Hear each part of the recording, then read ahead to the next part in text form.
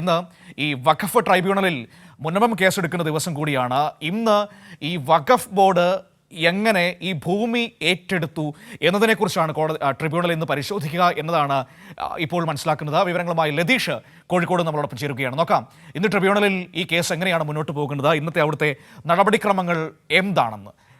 Latheesh, good morning. ഇന്ന് വഖഫ് ട്രൈബ്യൂണലിലെ നടപടിക്രമങ്ങൾ എങ്ങനെയാണ്? വഖഫ് ബോർഡ് ഈ ഭൂമി ഏറ്റെടുത്ത സാഹചര്യം എന്താണ്? അതിൻ്റെ രേഖകൾ മറ്റു കാര്യങ്ങളൊക്കെയാണോ ഇന്ന് വിശദമായി പരിശോധിക്കുക? Manu, good morning. ആ നിലയിലുള്ള നടപടിയാവും വഖഫ് ട്രൈബ്യൂണലിൻ്റെ ഭാഗത്തുനിന്നും ഉണ്ടാവുക എന്നാണ് നമുക്ക് മനസ്സിലാക്കാൻ കഴിയുന്നത്. അതിന് ഇടെ ഒരു സംഭവം ഉണ്ടായത്, ഈ ഹൈക്കോടതി കഴിഞ്ഞ ദിവസം ഒരു സ്റ്റേ നൽകിയിട്ടുണ്ട്. അതായത് വഖഫ് ട്രൈബ്യൂണലിന് വാദം തുടരാമെങ്കിലും വിധി പറയുന്നത് തൽക്കാലത്തേക്ക് ഹൈക്കോടതി വിലക്കിയിട്ടുണ്ട്. അതുകൊണ്ട് തന്നെ തുടർന്ന് വാദം തുടരണോ എന്ന കാര്യത്തിൽ ഒരു തീരുമാനം ഇന്ന് ഉണ്ടാകുമെന്നാണ് നമുക്ക് മനസ്സിലാക്കാൻ കഴിയുന്നത്. കാരണം നിലവിൽ വാദം കേൾക്കുന്നത് വഖഫ് ട്രൈബ്യൂണൽ ജഡ്ജി രാജൻ തട്ടിലാണ്. അദ്ദേഹത്തിന് സ്ഥലം മാറ്റമുണ്ട്. അദ്ദേഹം ഈ മാസം അവസാനത്തോടു കൂടി വഖഫ് ട്രൈബ്യൂണലിൽ നിന്നും മാറുകയാണ്. അതുകൊണ്ട് തന്നെ ഇനിയുള്ള ദിവസങ്ങളിൽ വാദം തുടരേണ്ടതുണ്ടോ ഈ ജഡ്ജിന് മുമ്പാകെ എന്നത് സംബന്ധിച്ചൊരു തീരുമാനം ഇന്ന് വഖഫ് ട്രൈബ്യൂണൽ ജഡ്ജി രാജൻ തട്ടിൻ്റെ ഭാഗത്തു നിന്നുണ്ടാകും എന്നാണ് നമുക്ക് മനസ്സിലാക്കാൻ കഴിയുന്നത്. എന്തായാലും വാദം തുടരുന്നതിന് തർക്കമില്ല. എന്നാൽ വിധി പറയുന്നത് ഹൈക്കോടതി സ്റ്റേ ചെയ്ത ഒരു സാഹചര്യത്തിലാണ് അത്തരമൊരു നീക്കം ഉണ്ടാവുക എന്ന് നമുക്ക് കാത്തിരുന്ന് കാണാം. എന്തായാലും ഇന്ന് ഈ രീതിയിലുള്ള നടപടി തന്നെയായിരിക്കും ഉണ്ടാവുക എന്നാണ് മനസ്സിലാക്കാൻ കഴിയുന്നത്. കഴിഞ്ഞ ദിവസങ്ങളിൽ പറവൂർ കോടതി വിധി, അതേപോലെ തന്നെ ഹൈക്കോടതി വിധി ഉൾപ്പെടെയുള്ള കാര്യങ്ങൾ പരിശോധിച്ചിരുന്നു. ഈ ഭൂമിയുടെ ആധാരം സംബന്ധിച്ചുള്ള വാദമാണ് ആദ്യം നടന്നത്. ആ നിലയിൽ തുടർവാദങ്ങൾ ഈ കഴിഞ്ഞ ഒരാഴ്ചയായി ഉണ്ടായിരുന്നില്ല. ഇന്ന് വീണ്ടും വാദം പുനരാരംഭിക്കുകയാണ്.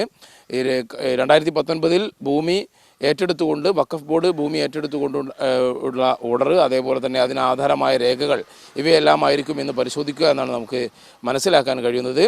ഈ വഖഫ് ബോർഡ് മുനമ്പത്തെ ഭൂമി ഏറ്റെടുത്തുകൊണ്ടുള്ള തീരുമാനത്തിനെതിരെ ഫറൂഖ് കോളേജ് മാനേജ്മെൻറ്റാണ് ട്രൈബ്യൂണലിൽ ആദ്യം ഹർജി നൽകിയത്. തുടർന്ന് മുനമ്പം നിവാസികൾ ഹർജി നൽകിയിട്ടുണ്ട്. ഭൂമി വിട്ടു നൽകിയ കുടുംബം ഹർജി നൽകിയിട്ടുണ്ട്. ഇവരുടെ എല്ലാം വാദങ്ങൾ കഴിഞ്ഞ ദിവസങ്ങളിലെല്ലാം പുരോഗമിച്ചിരുന്നു. 1970 ഫറൂഖ് കോളേജ് മാനേജ്മെൻറ്റ് തന്നെ ഈ ഭൂമി വഖഫാണ് എന്ന് പറവൂർ കോടതിയിൽ സമർപ്പിച്ച രേഖകളെല്ലാം പുറത്തു വന്നിരുന്നു. എന്തായാലും തുടർവാദം ഇന്നുണ്ടാകും എന്നാണ് നമുക്ക് മനസ്സിലാക്കാൻ കഴിയുന്നത്. ആ നിലയിൽ വാദം പുരോഗമിക്കും. എന്തായാലും ഫറൂഖ് കോളേജ് മാനേജ്മെൻറ്റിൻ്റെ വാദം എന്ന് പറയുന്നത് ഭൂമി ദാനമായി ലഭിച്ചതാണ്. അതുകൊണ്ട് തന്നെ അത് വിൽക്കാൻ ഉള്ള അധികാരം തങ്ങൾക്കുണ്ട്. ഇത് വഖഫ് ഭൂമിയല്ല എന്നുള്ള വാദമാണ്. എന്നാൽ വഖഫ് ബോർഡ് വളരെ കൃത്യമായി പറയുന്നു, ഇത് വഖഫായി നൽകിയ ഭൂമിയാണ്, വഖഫ് ചെയ്ത ഭൂമിയാണ്. അതുകൊണ്ട് തന്നെ ഇത് വഖഫ് ഭൂമിയാണ് എന്നുള്ള കാര്യത്തിൽ തർക്കമില്ല. അതിനാവശ്യമായ രേഖകൾ തങ്ങളുടെ കൈവശമുണ്ട് എന്നാണ് വഖഫ് ബോർഡിൻ്റെ വാദം. മുനമ്പം നിവാസികൾ പറയുന്നത് ഇത് വഖഫ് ഭൂമി അല്ല എന്നാണ്. കാരണം അവിടെ വില കൊടുത്ത് വാങ്ങിയ ആളുകൾ അവിടെ താമസിക്കുന്നുണ്ട്. അതുകൊണ്ട് തന്നെ ഇത് വഖഫ് ഭൂമിയല്ല എന്ന് അവർ പറയുന്നു.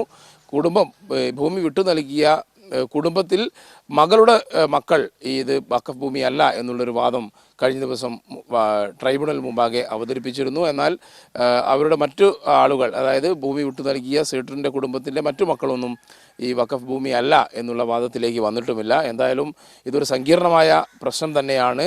അതിൽ തുടർവാദം ഇന്ന് കോഴിക്കോട് വഖഫ് ട്രൈബ്യൂണൽ മുമ്പാകെ പുനരാരംഭിക്കുകയാണ്. മനു, ശരി, നോക്കാം എന്താണ് വഖഫ് ട്രൈബ്യൂണലിൽ ഇന്ന് സംഭവിക്കാൻ പോകുന്നതെന്ന്. ഇവിടെ വഖഫ് ഭൂമിയല്ല എന്ന് ഈ ഫറൂഖ് കോളേജ് ട്രൈബ്യൂണലിൽ പറയുമ്പോഴും പണ്ട് പറവൂർ കോടതിയിൽ 71 തോന്നുന്നു അവർ നൽകിയ സത്യവാങ്മൂലം ഇപ്പോഴും ഉണ്ട്.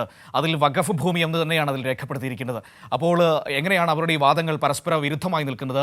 അത് ഏത് രീതിയിൽ ട്രൈബ്യൂണൽ കണക്കിലെടുക്കും എന്ന ഒരുപാട് ചോദ്യങ്ങൾ ബാക്കിയുണ്ട്.